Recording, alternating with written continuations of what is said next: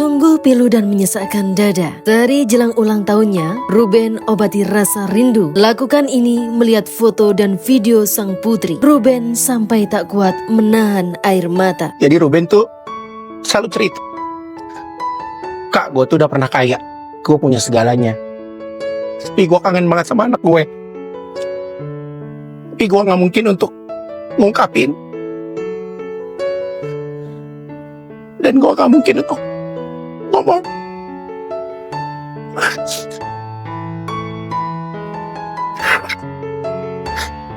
Tapi itu salah satu doa ayah yang dijawab, Penyok.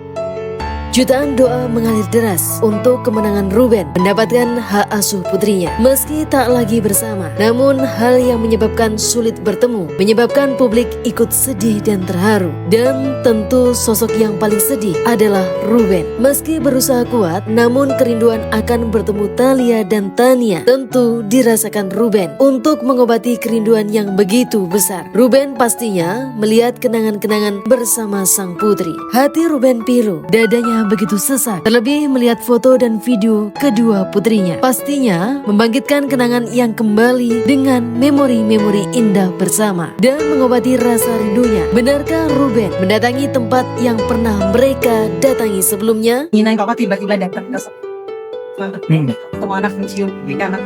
Banyak hal, Mbak, saya tidak bisa ceritakan, Mbak.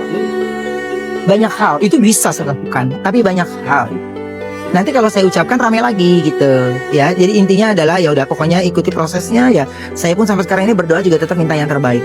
Ya mungkin mereka punya banyak kegiatan dan aktivitas kan gitu. Jadi saya pun kalau mau ngechat juga kayak udahlah nanti mereka lama balas ntar saya jadinya sedih ya kan. Jadi ya udah saya percaya suatu saat nanti ya pasti Allah kasih jalannya gitu.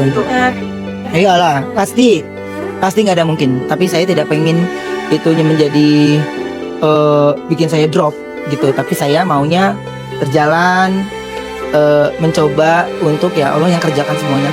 Ya, bagi seorang ayah, anak adalah segalanya, bahkan kebahagiaannya. Kasih sayang seorang ayah sepanjang masa, sampai kapanpun, memori bersama Thalia dan Tania akan selalu tersimpan rapi di ingatannya. Sebelumnya, Ruben mengunggah bagaimana momen Onyo begitu merindukan sang adik. Onyo terlihat memeluk foto sang adik saat sebelum tidur. Hati Ruben remuk menyaksikan momen pilu tersebut. Ruben menuliskan sebuah caption, Allah yang akan memudahkan. Hati ayah mana yang kuat melihat anak pertamanya merindukan adiknya. Ya, Onyo begitu merindukan sang adik yang begitu dekat dengannya, yang selalu membuat keceriaan dalam hari-harinya. Onyo bahkan mempersembahkan sebuah lagu berjudul Tak Searah. Sungguh pilu, cinta antar keluarga tersebut begitu kuat membuat setiap mata ikut meneteskan air matanya. Mereka pun berusaha tegar dan saling menguatkan. Di sisi lain, sebagai seorang ayah, Ruben akan memberikan yang terbaik untuk ketiga anaknya, termasuk memperjuangkan hak asuh Thalia dan Tania. Mas Adi tadi kan sempat disinggung bahwa Ruben itu mencintai anak-anak, tapi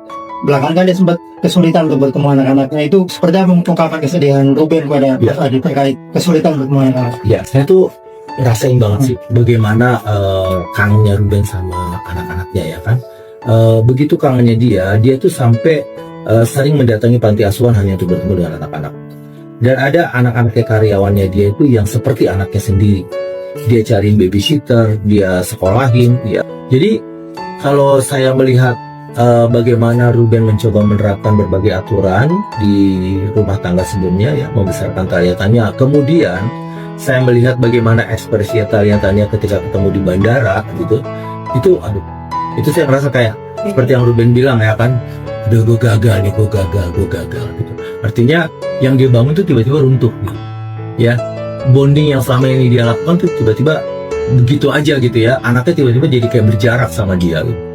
Nah ini terkait juga, saya tadi pagi juga ngobrol sama Ruben kan. Sebenarnya Kak, aku tuh cuma pengen Wenda dan aku fokus untuk komit kepada pembagian waktu hak asuh anak. Ruben dapat 3 hari, Wenda 4 hari kan gitu, ya kan? Itu aja, nggak usah ngelebar kemana-mana dah gitu. Nanti jadi blunder sendiri dan akhirnya malah jadi bumerang sendiri buat Wendanya misalnya, ataupun pihak-pihak lain yang mencoba memojokkan Ruben. Coba fokus ke situ.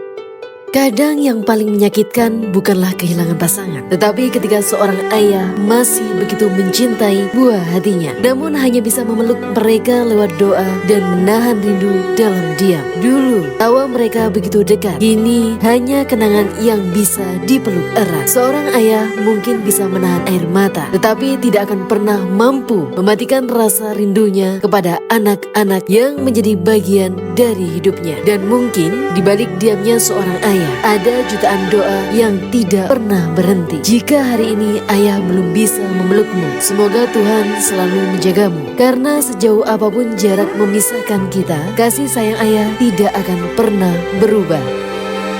Sedih banget ya aku lihat podcast lama Kak Ruben. Dia nangis gitu loh, gengs. Katanya Cia ngomong kayak 1 jam aja loh. Ada nggak yang mau coba jadi dia ya? Capek banget kayaknya hidupnya tuh ya. Yang menguatkan dia hanya anaknya. Cici Anda, gini loh, dari awal itu kan emang Ruben hanya minta anak. Jadi bukan masalah perasaan, emang bener. Tapi yang ngebahas kasur lah, selingkuh lah, penyakit 3 huruf lah, itu siapa duluan kalau bukan perasaan? Gue diem aja, banyak kan diem. Pada saat lu misalnya nih Iya. kangen anak, oh iya. Kalau kemarin ini gue akhirnya pergi ke panti asuhan. Saking, tau nggak? Gitu, gue sampai nggak mau ada jiwa emosi yang terlalu gimana gitu. Akhirnya gue lari ke panti asuhan aja. Gitu. Pertama, gue pengen ngajarin diri gue untuk bersyukur. Gitu. Masih bisa berpikir bersyukur. Harus, karena gue sama Allah masih disuruh hidup. Jadi gue harus lanjutkan itu kan. Kalau enggak nanti gue gak akan mau damai dalam diri gue sendiri. Yang ada isinya kemarahan, emosi. Ini, lu lihat gue sekarang udah kayak bukan gue yang dulu. Yang gue kalau dulu ada wah hajar bleh, ikat bleh gitu. Sekarang gue kebanyakan banyak gue ramu dulu, banyak gue pikirkan dulu. Waktu yang panjang sekali. Melihat reaksi anak saya di bandara itu buat saya hancur, patah, remuk. Untuk tersenyum untuk orang-orang yang menyakiti saya itu berat banget. Saya ingin mendekat untuk sesuatu yang baik, ya saya ngerasa nggak bisa, pasti bisa. Nggak, insya Allah pasti bisa. Untungnya setelah itu saya perginya ke tempat Allah gitu. Ya, saya bercerita di tempat Rasulullah gitu. Lo mau ngomong apa? Ya itu kejawabannya kan, ketenangannya. Jadi ternyata pertemuan itu tuh gue juga udah percaya, memang udah ada takdirnya, memang kita harus bertemu di situasi itu untuk semakin terbuka lagi. Gitu. Jadi ibunya tidak akan bisa seperti itu kalau tidak ada dalangnya di belakang. Tidak ada yang ngomporin di belakang.